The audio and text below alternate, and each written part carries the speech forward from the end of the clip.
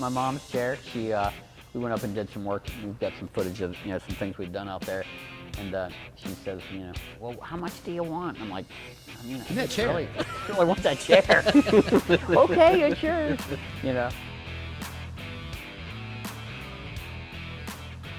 The Ohio Painting Company podcast, a bit different because we are officially at the Ohio Painting Company in Dayton, Ohio. And, there's so many towns around here.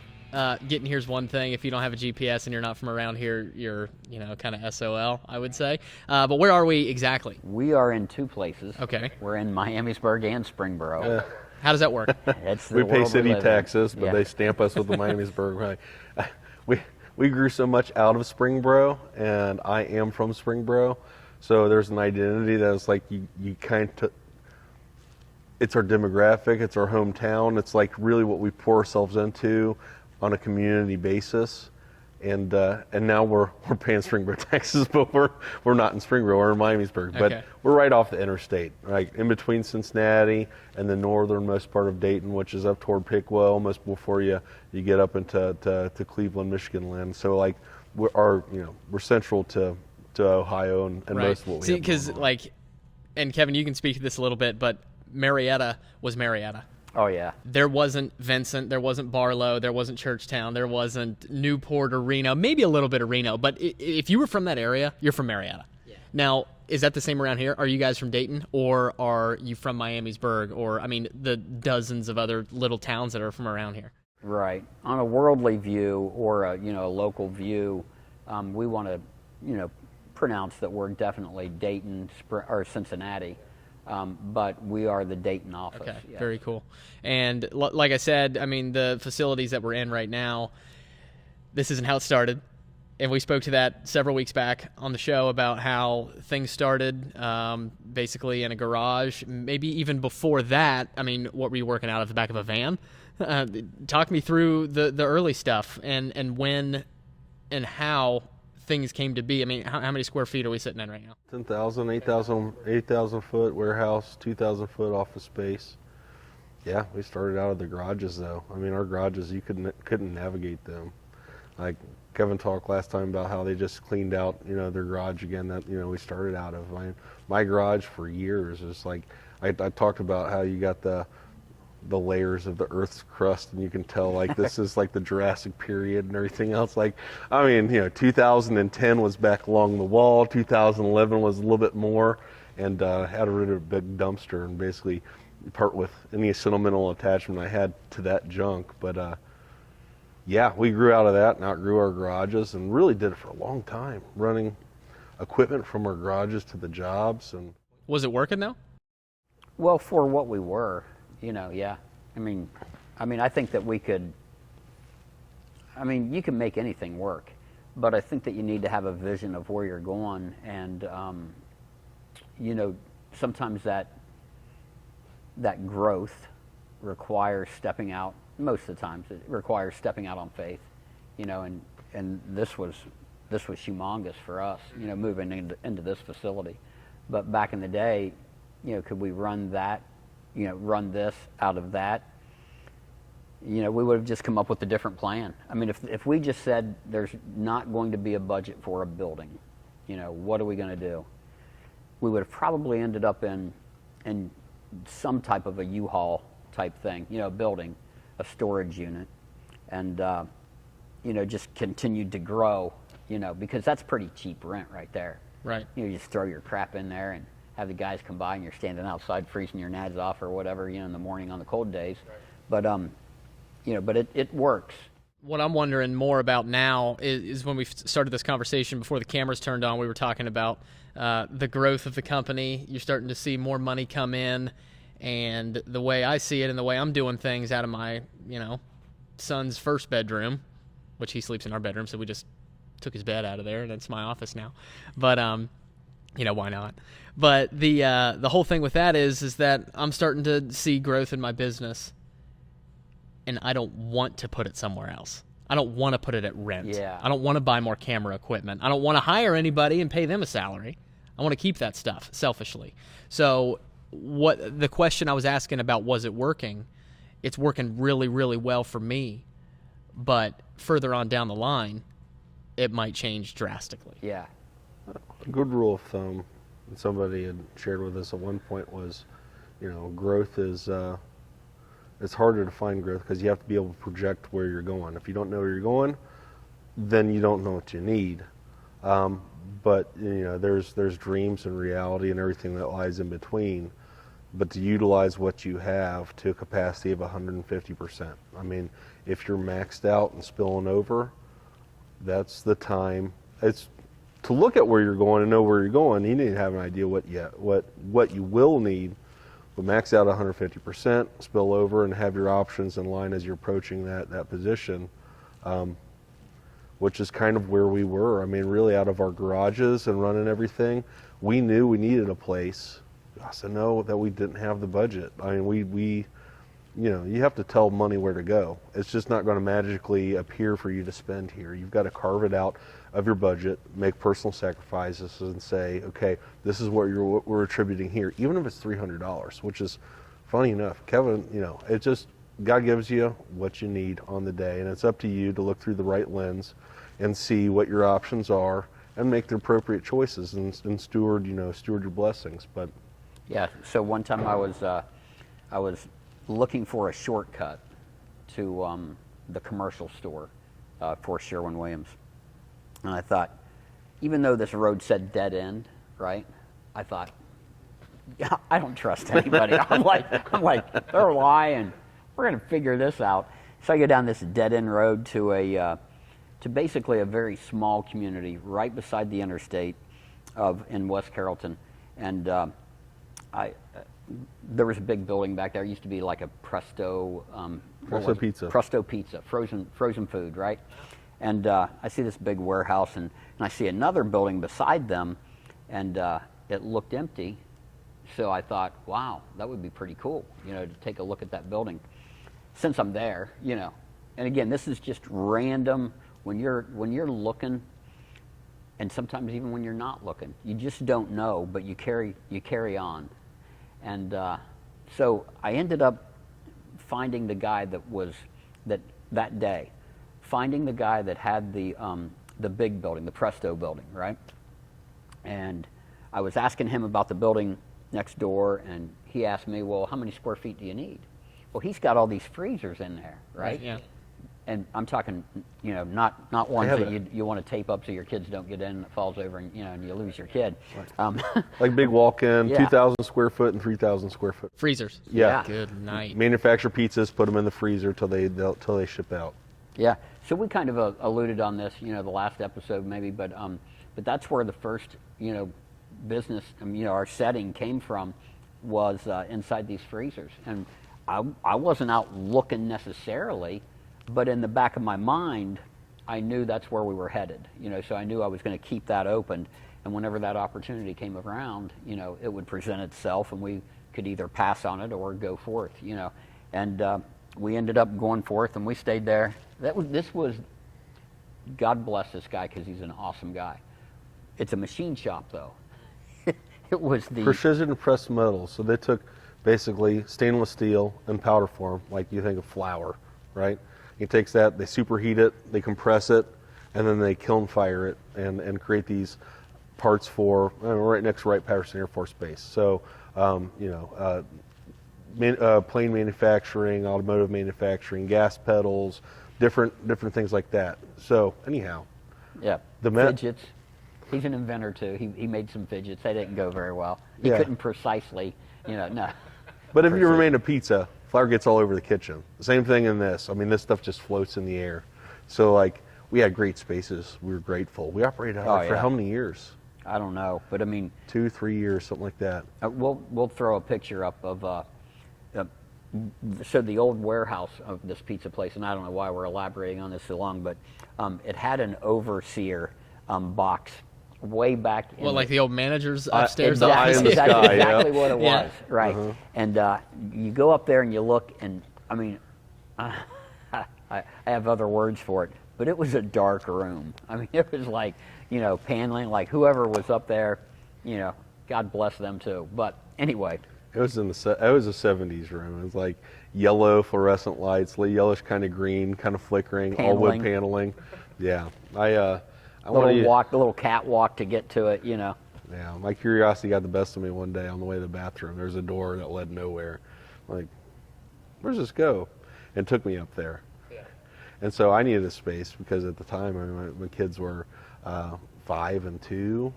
And, you know, again, we were operating out of here now, kind of as a hub for inventory and meeting purposes. And we had a spray booth set up in there. Not as fancy as what we have back here, not calling this fancy by any means, but it's functional. But when it came to a lot of the business stuff and talkings and dealings and contract negotiations, if I wasn't there, I was at home, because at home I had an office set up. So needed a space. We hadn't found a space for an office yet, so I found this. I'm like, oh yeah, asked permission, went up there. Kevin showed up, and Kevin, you know, I was doing a lot of the integrator stuff at the time, or trying my best to do that. And Kevin was out running in the field, and he came back, and he was like, "What in the world do you have going on here?" And so I was all proud, like I was like a kid that built a tree fort, right? And like I'm up there, I had a little desk, my laptop going on. I ended up having to get glasses. I think, you know, I developed vision problems there, and they've gone away. But anyhow, yeah, that's you just use what you got. But yeah, it was, to look at it now though, you know, if we have a picture of that too, yeah, it's very depressing. I'd love to see it. That sounds fascinating. And this is still the place with we're still talking about that upper room. Yeah. It really reminds me, I don't know if you've ever been up in this area, but Rinky Dink Flea Market in Marietta. Yeah. If you're in the 5-star snack bar area, 5-star snack bar, there's that office up there. Up there. But okay. I mean, the staircase is like way in the back, and you got to travel down this long corridor and find the steps and go up there. But when you said wood paneling and the darkness of it, there was a couple of windows that you could look out of and check out what's going on. Because it used to be Rinks. Rinks, which was, I mean, much more, or maybe much less. I'm not really sure how to explain what Rinks was before what it is like now. a Walmart, maybe. Yeah. Some of the stuff that is in here where we are, impossible to even conceive where you guys started, right? This isn't fitting in somebody's garage. This thing that's curled up on the ceiling, we'll flash a video up of when you had a bunch of doors in there a couple of weeks ago. But, I mean, could you even imagine? I mean, you would have to convert the entire garage just to be one of those. Yeah, so the vision, or, you know, imagining, right? Back to high school, you know, imagining how big it could be. I always wanted a larger company, you know, to be able to have some more freedoms. One of those things was a franchising. We were going to franchise all over the United States, and, you know, and that was going to be our thing. It turned out not to be our thing. We've got a different vision. That cost a lot of money, and there's some things that we don't have complete control of. I really like the idea that where we're headed now, but the only thing that I had ever seen was what we were talking about earlier on the storage units. One time, I mean, it gets bad in Ohio. You know, if you don't have any work, you're out of work, right? And so we moved to Florida one year, and this was, if I'm going to paint all year round, there's no better place than Florida. And this company down there, they had, I don't know how many storage units cut out, you know, that they'd just been there for so long. That's the only vision I had. You know, you could see there wasn't a spray booth though. You know, it was just mainly inventory, and that was it. So yeah, to have this vision, no, it has to grow. You know, like there wasn't a cage before, you know, whenever we first came here. We put the trailers in here to begin with. You know, I mean, like that's where we stored the trailers. And we're like, well, that's stupid. Put them outside where you can advertise with them. You know, I mean, different things. But I could see us either, you know, waiting for somebody to move out beside us, you know, and growing here. We really love the location, or headed to the next spot. And, you know, are we looking? Yeah, we're already looking. You know, we're already more than halfway through our contract here. So how long have you been here? Not long, 2.5 years maybe. yeah.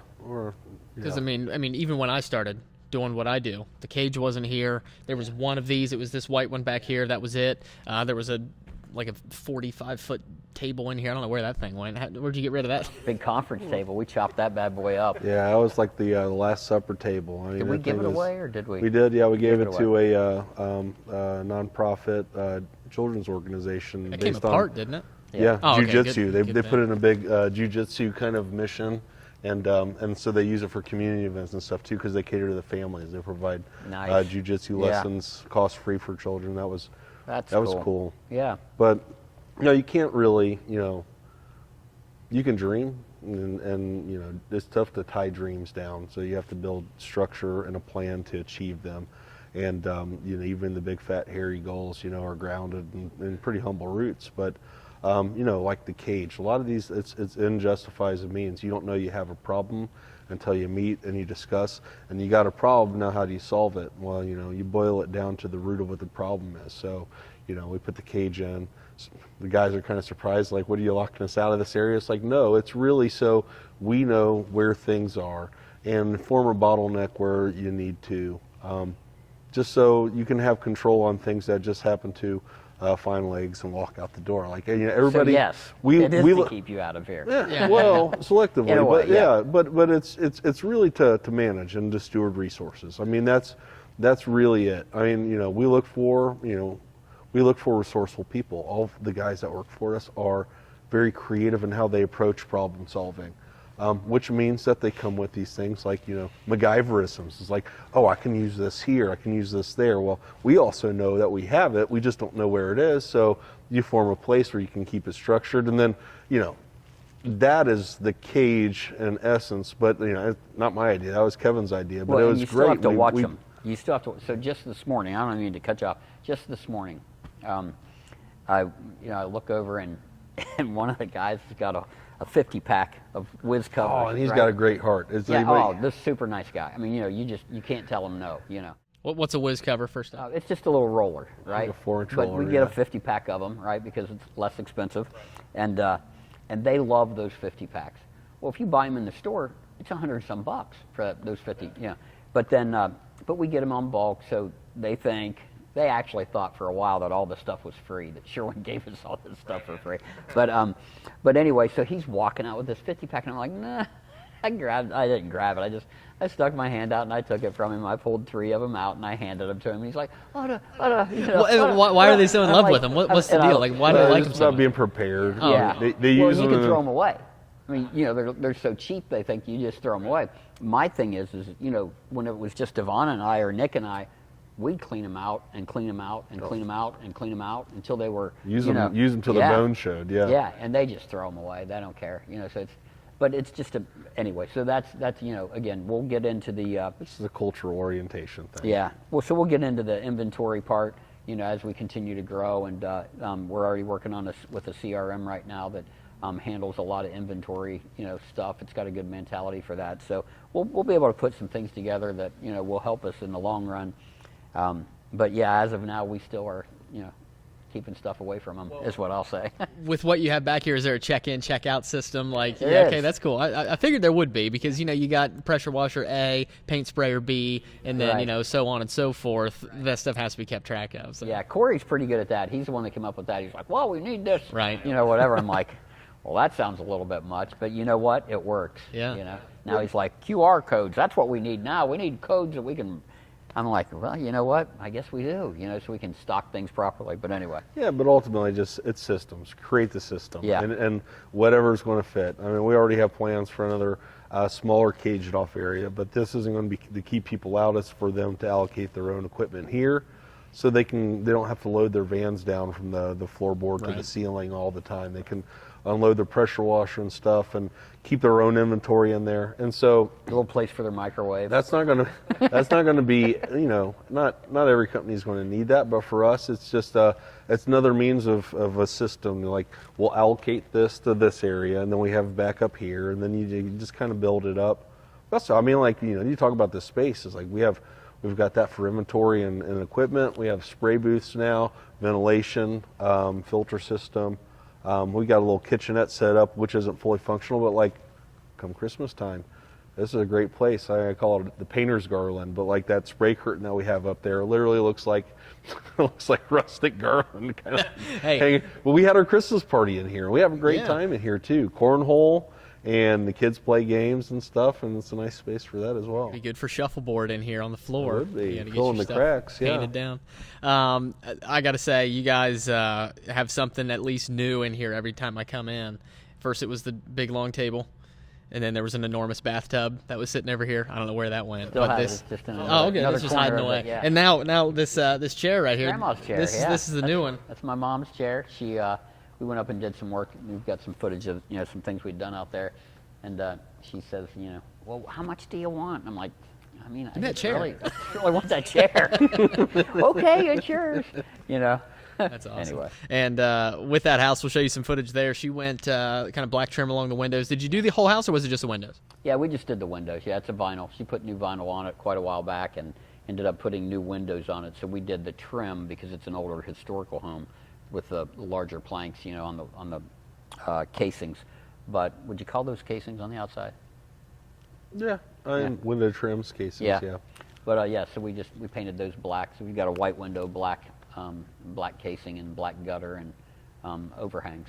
Yeah, I remember when I was putting the video together, there is some aerial footage, drone shots, things like that, and then just some basic stuff of you taking pictures from the ground. But I was trying to remember exactly when that house was built. I mean, very, very early 1900s, if not late 1800s. I'm thinking 1910, 1909, somewhere around there, that house was put up. Yeah, I think we did have like a 1911, 1909, yeah, something like that, yeah, and it was a family home too. I mean, like her late husband was born in that house, from what I born understand. in that house, yeah. So quite a place, a lot of in the acreage. house, folks. Yeah. I mean, in the house. he just never moved. He just stayed there forever. Man, Yeah. but so many renovations. It was not done to easy that. for him. No, it wasn't. Yeah, he just kind of stayed there. That's good stuff. Well, guys, I'll tell you what. This has been a great episode just talking with you guys here in the warehouse. 10,000 square feet of concrete, paint booths, and all kinds of equipment that you guys use all the time to make your dreams grow. And we'll see this warehouse grow. We'll see the inventory grow. And it's just great to be up here finally with you guys to record one of these episodes on camera. Resources available on Podbean and Spotify. Leave us a review if you get a chance, and always give us a like and a follow on Facebook as well as Instagram, Twitter. Like and subscribe on YouTube, and stay up to date with the Ohio Painting Company as much as you can. Content drops all the time. And guys, I really appreciate it. You guys having me up here. Yeah, man, thanks for letting me borrow the mic. Yeah. I think it works pretty good. But till next time, guys, enjoy yourself. All right. Thanks. Thanks, Brett.